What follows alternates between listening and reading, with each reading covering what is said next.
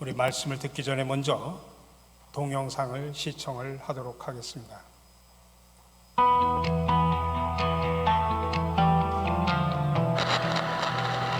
오늘 하루 편안히 보내셨습니까? 예전과는 다른 가을입니다.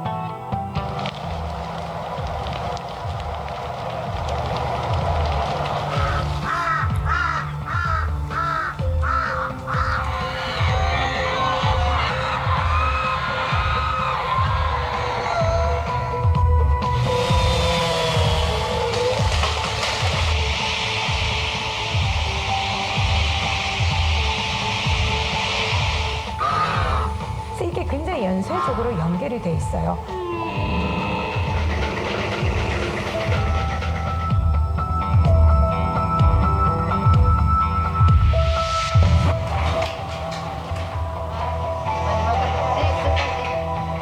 포기하지 않고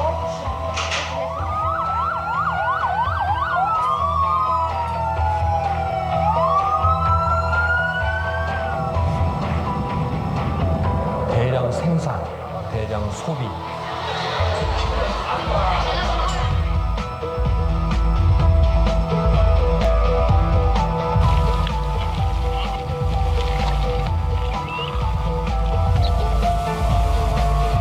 시간이 얼마 안 남았다라는 거죠.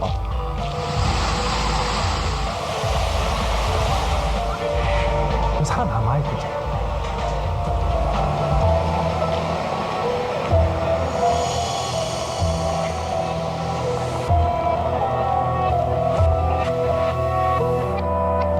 전 세계 과학자와 경제학자들은 2050년을 이렇게 예측합니다. 인류가 지금처럼 온실가스를 배출한다면 지구 기온은 산업화 전보다 섭씨 2도 넘게 상승합니다. 한국 폭염 지속 기간이 5배 늘어나고 국내 벼 생산에 적합한 땅은 20% 이상 줄어듭니다.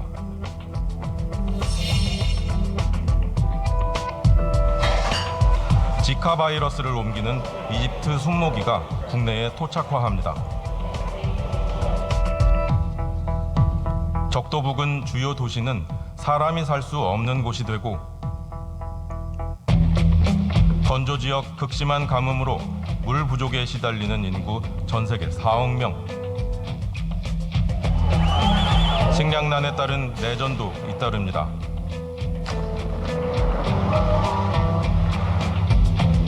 유엔이 발표한 연구 결과 향후 30년간 2억 명의 난민이 발생합니다.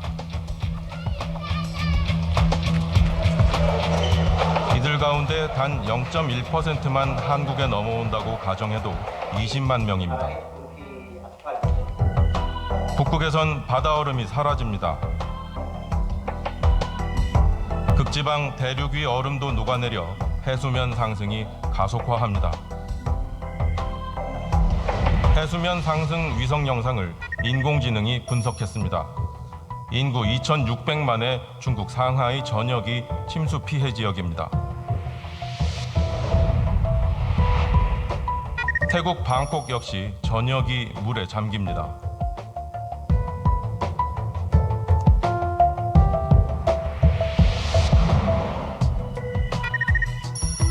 인도 캘커타 전체도 침수를 피하지 못합니다. 한국의 주요 해안 도시들도 예외가 아닙니다.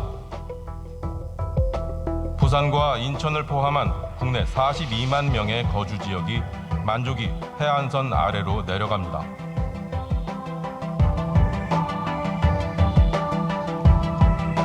태풍과 집중호우는 더 잦아지는데 이때마다 인천공항을 비롯한 해안에 자리한 주요 인프라들이 침수됩니다.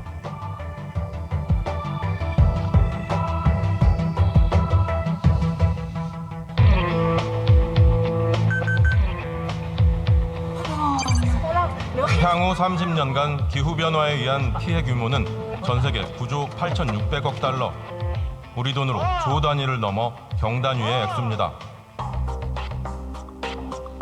인류가 지금 당장 온실가스 배출을 멈춘다 해도 이미 배출해놓은 것들이 100년 이상 대기 중에 머물기 때문에 추가 기온 상승은 피할 수 없습니다.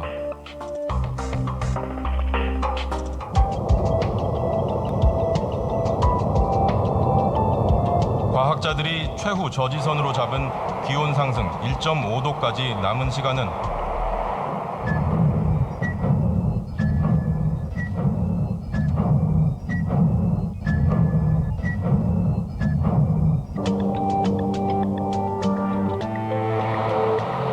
섭씨 2도 상승까지 남은 시간은 앞으로 20여 년입니다. 이런 식으로 이 시나리오를 예측을 한다고 하죠. 거의 완벽하게 극단적인 시나리오를 그대로 따라서 지금 따라가고 있어요. 우리가 이제 2도를 넘게 되면 그 회복력을 완전히 상실을 해버리는, 우리의 문명이라고 하는 게 지금 이 기후에 지금 다 맞춰져 있는데 완전히 다른 기후로 지금 넘어가 버린다는 걸 의미를 하고 있거든요. 지구는 스스로 기후를 변화시키는 상황에 들어가요.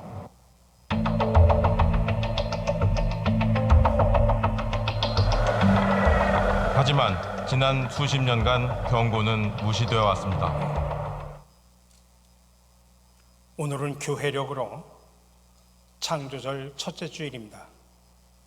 특별히 9월 1일부터 10월 4일까지는 그리스도 안에서 한 가족 공동체가 된 우리가 창조 세계라는 선한 선물을 하나님으로부터 받은 것을 기념하는 절기입니다.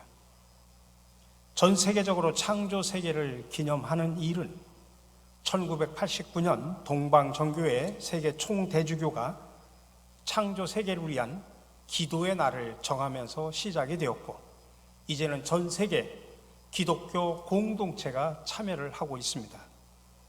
기도는 변화를 일구는 사역에 힘을 북돋아주고 우리의 의식을 한 단계 올려주는 강력한 체험이자 도구입니다. 올해 창조절의 주제는 창조 세계 모두를 위한 집, 하나님의 세계를 회복하며라고 정했습니다.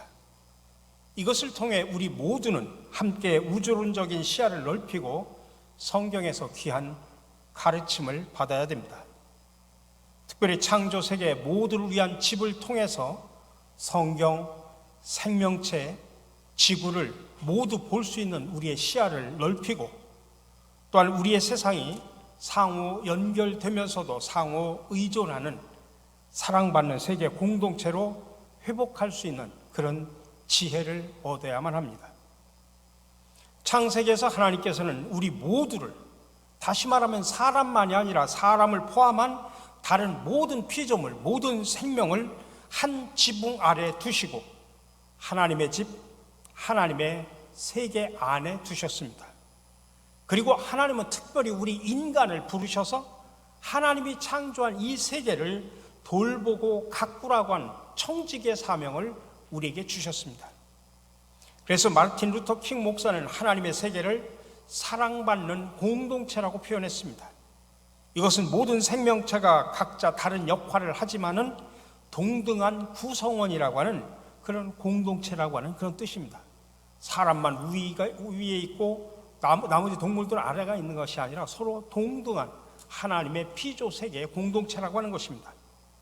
그래서 세계는 마땅히 창조 세계 모두를 위한 집이 되어야 합니다.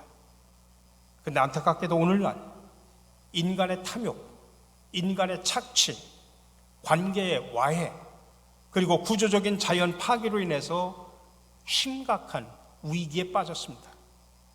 그리고 지금 창조 세계가 모두 지금 울부짖고 있습니다. 우리는 간단한 영상을 편집해서 봤습니다마는 어마어마합니다. 우리가 산업혁명이 시작된 이후에 하나님의 창조적인 힘을 깨닫게 하는 그런 영역이 점점 줄어들어가고 있습니다. 오늘날 지구를 회복하고 치유하기 위해서 일하시는 하나님을 의식하며 살아가는 사람은 갈수록 적어져 가고 있습니다. 그래서 우리는 하나님의 가족인 창조 세계가 사랑받는 공동체로 살고 있다고 하는 것을 이미 잊어버렸습니다. 서로 떼어놓을 수 없는 관계에 있다고 하는 사실을 우리는 망각해버렸습니다. 아니 어쩌면 애써 부인하고 있을는지도 모르겠습니다. 그러나 우리가 정말 주님을 따르는 제자의 길을 다시 걸어가면서 이 사랑의 공동체를 회복할 수 있기를 우리는 소망하고 기도하고 실천해야 하는 것입니다. 물론 우리의 삶 속에서도 계획이나 지적인 배움도 필요하지만 이를 넘어서서 예언자적이고 영적인 삶을 살 수 있기를 소망하면서 예수님에 의해서 변화된 행동과 삶의 방식으로 나가야만 합니다. 부디 우리가 생명을 회복하는 일에 앞장서고 하나님의 세계인 사랑 공동체에서 모든 생명을 위한 청지기가 될 수 있도록 우리가 결단하고 실천해야 됩니다. 오늘 우리가 읽은 시편 말씀에 말합니다. 땅과 그 안에 가득 찬 것이 모두 다 주님의 것이다. 온 누리와 그 안에 살고 있는 모든 것도 주님의 것이다. 이 말씀 속에는 두 개의 신앙 고백이 담겨져 있습니다. 하나는 모든 피조물이 한 지구 공동체에 속해 있다고 하는 고백입니다. 그리고 두 번째로 그 공동체가 모두 창조주에게 속해 있다라고 하는 그런 고백입니다. 헬라어에서 지구 공동체를 뜻하는 단어를 오이코스라고 표현합니다. 이 오이코스라는 말에서 에큐메니칼이라는 말도 나왔습니다만은 이 오이코스를 우리는 우리 공동의 집 또는 모두의 집이라고 부르기도 합니다. 따라서 우리 모두의 집인 오이코스, 지구는 하나님의 것이고 이 오이코스에 하나님의 사랑받는 모든 피조물이 구성원으로 속해 있는 것입니다. 이 오이코스의 구성원에는 사람만 들어가 있는 게 아닙니다. 모든 동물, 생물, 모든 피조 세계가 다 포함되어 있다는 이야기입니다. 그래서 올해 창조절 주제를 오이코스, 모두의 집이라고 하는 개념 위에 세물로 인해서 이 지구가 건강하기 위해서 얼마나 많은 관계들이 필요한지 돌아보고자 하는 것입니다. 우리가 생태계를 뜻하는 단어가 있는데 헬라어로 오이콜로기아라고 표현합니다. 동물과 식물은 물론 의식이 없는 생물과 무기물 사이의 모든 관계를 우리가 생태계라고 표현합니다. 이런 관계는 사랑의 공동체가 균형을 유지하기 위해서 서로가 꼭 필요한 것들입니다. 다양한 생명으로 구성된 생태계가 쉽게 무너지지 않고 건강할 수 있으려고 하면 그 안에 있는 모든 각자의 피조물들이 각자 제 역할을 해줘야만 됩니다. 사람도 이 지구 공동체에서 다른 피조물과 다른 존재와 올바른 관계 속에 있어야 됩니다. 사람은 지구와 같은 원소로 그 몸이 이루어져 있고 이 땅과 그 안에 사는 다른 모든 피조물들의 또 돌봄을 받기 때문입니다. 사람이 만든 모든 것은 결국 지구로부터 왔습니다. 그 구체적인 형태가 광물이든 식물이든 동물이든지 간에 사람이 만들고 쓰는 모든 것은 원래 다 지구에서 난 것입니다. 따라서 우리가 에너지와 재화를 소비하는 습관은 전 지구적으로 전 행성에 영향을 미치게 되는 것입니다. 오늘 창세기 2장 15절 두 번째 본문에 보면 여호와 하나님이 그 사람을 이끌어 에덴 동산에 두어 그것을 경작하며 지키게 하시고 라고 표현하고 있습니다. 창조주 하나님께서는 모든 피조물 가운데 유독 사람에게 이 오이코스, 모두의 집, 하나님의 피조물을 일구고 돌보라는 사명을 주셨다는 것입니다. 이 특별한 사명이 우리에게 있다는 사실을 우리는 다시 한번 깨달아야 됩니다. 정의로운 생태적, 사회적, 경제적 그리고 정치적인 관계들을 만들고 유지하기 위해서는 우리의 믿음과 이성과 지혜가 필요하다는 것입니다. 그러기 위해서는 첫 번째로 우리가 죽어있는 세상이 아니라 살아있고 역동적인 피조 공동체의 청지기고 우리 스스로도 그 공동체의 일원이라는 점을 우리가 믿음으로 받아들여야 됩니다. 이 땅과 그 안에 충만한 모든 것은 아무 의미 없이 우리에게 준 것이 아니라 하나님께서 우리에게 선물로 준 것입니다. 따라서 우리는 이것을 지배하고 착취하는 것이 아니라 주님으로부터 맡겨진 소중한 보물처럼 우리는 잘 관리하고 정원사처럼 우리가 지켜야 될 의무가 있는 것입니다. 또한 두 번째로는 생명을 유지하는 데 필요한 일련의 많은 조건들을 어떻게 하면 가장 잘 관리하고 보호할 수 있는지 우리의 이성을 활용해야 됩니다. 또한 우리 지구가 가진 생태학적인 한계를 파악해서 그 안에서 유지할 수 있는 경제와 기술 그리고 정치 체제를 만드는데 우리의 이성을 활용해야 됩니다. 여러분 아까도 잠깐 언급했습니다마는 사실은 지구의 기온이 산업혁명 이후에 1도가 올라갔습니다. 이제 1.5도까지 올라가는 시간은 7년이고 2도까지 올라가는 시간은 지금 앞으로 20, 30년 안에 2도로 올라간다고 합니다. 여러분, 기온이 1도, 1.5도, 2도 올라가는 거 아무렇지 느낌 없이 받아들입니다만은 여러분 1도에서 1.5도 올라가면 지구가 난리가 납니다. 2도가 올라간다 그러면 지구는 스스로 파멸할 수도 있다고 하는 것입니다. 그런 것들을 정확하게 우리가 알고 있어야 됩니다. 여러분, 그거를 위해서 우리가 정말 자원을 활용하고 우리가 환경을 보호하기 위해서 많은 사람들이 텀블러를 쓰기도 하고 때로는 종이컵을 사용하기도 합니다. 귀한 일입니다. 그러나 그것만 가지고 되는 것은 아니다라는 이야기입니다. 각자 개인이 그렇게 노력해서 되는 것이 아니라 이 정치 체계가, 사회 경제가 변화되어야 되는 겁니다. 그래서 탄소 중진을 위해서 지금 사람들이 산소차, 전기차 이런 쪽으로 가고 있지 않습니까? 우리나라를 뭐라고 이야기하냐면 기후 폭군이라고 표현합니다. 그런 데 대해서 가장 OECD 국가 가운데 가장 후진국이 바로 우리나라라고 합니다. 이런 부분들을 우리가 개인도 중요하지만 우리 공동체 전체가 앞서서 나가야 된다는 이야기입니다. 그리고 마지막으로 오늘날 우리 주변의 자연 질서와 작용들 속에서 나타나는 그런 현상들을 통해서 말씀과 영으로 보여주시는 하나님의 계시들에 우리가 주의를 기울이는 지혜가 필요합니다. 지금 수세기 동안 인간은 지구의 한계가 아닌 시장의 논리에 따라서 우리의 삶과 경제를 주도해 왔습니다. 이 그릇된 논리는 하나님의 세계를 착취하고 피조물을 정치적, 경제적 목적을 위한 수단으로 만들어버렸습니다. 이익을 얻으려고, 인간의 그런 이익을 얻으려고 땅과 식물과 동물과 광물을 지금처럼 파괴하고 마구 사용하면 기후분쟁과 손실과 피해로 인해 거주지가 위험에 처한 사람들을 포함해서 수백만 종의 생물이 서식지를 잃어버리는 결과를 갖게 됩니다. 그러므로 우리는 이 성을 통해 인류 때문에 생태계가 침범당하는 이 시대에 생태계와 사회를 무너뜨리고 배척하는 일에 현재 기후 위기를 일으키고 생태적 불안정성을 가속한다고 하는 그런 사실을 우리는 정확하게 알아야 됩니다.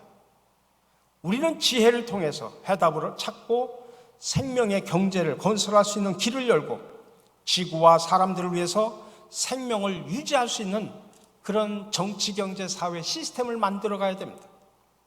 믿음으로 또한 우리는 하나님의 영이 지구를 계속해서 새롭게 하고 계시다는 사실을 고백하면서 그런 소망의 관점에서 우리도 하나님의 창조한 그 정원을 가꾸고 돌보라고 하는 태초의 소명으로 돌아가게 되는 것입니다.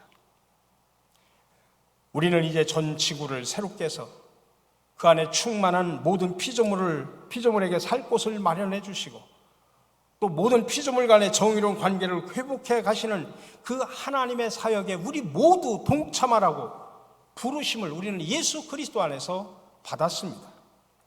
그렇기 때문에 이번 창조절을 계기로 우리 모든 교회와 성도들이 그 왜곡된 그런 모든 시스템에 대해서 우리가 회개를 하고 이를 변화시켜서 창조세계 모두의 집인 이 지구 오이코스가 정의롭고 지속 가능한 생명의 세계가 될 수 있도록 만들어가는데 우리가 최선을 다하고 적극적으로 참여를 해야 됩니다. 우리 사랑하는 성도 여러분, 모든 피조물이 융성할 수 있는 집을 만들고 그의 세계를 회복하는 사역에 동참하라고 주님께서 우리를 부르셨습니다. 이 부르심 앞에서 모든 교회와 성도들이 회개하고 응답하여 이 아름다운 하나님이 창조하신 이 오이코스 모두의 집을 만들어가는 그런 귀한 창조절이 되기를 주님의 이름으로 간절히 축원합니다.